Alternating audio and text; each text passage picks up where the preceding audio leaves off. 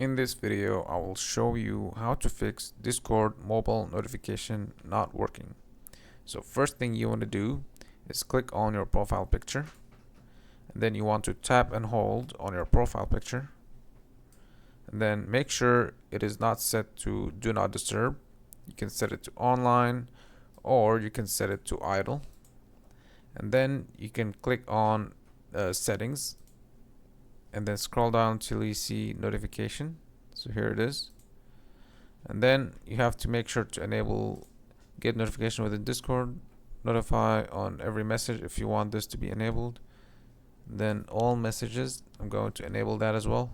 Then click on get notification outside of Discord, and then make sure all Discord notification that's enabled. Then go back to Discord, and then if you notice that you're not getting a notification from a specific server, you want to click on the server and then click on the name of the server, then click notification, then make sure to enable all messages, and then make sure if you don't want to unsuppress any messages here, any notification, you can just do that, and that should fix your issue. That's pretty much it for the video. If you found it helpful, please don't forget to leave a like and subscribe.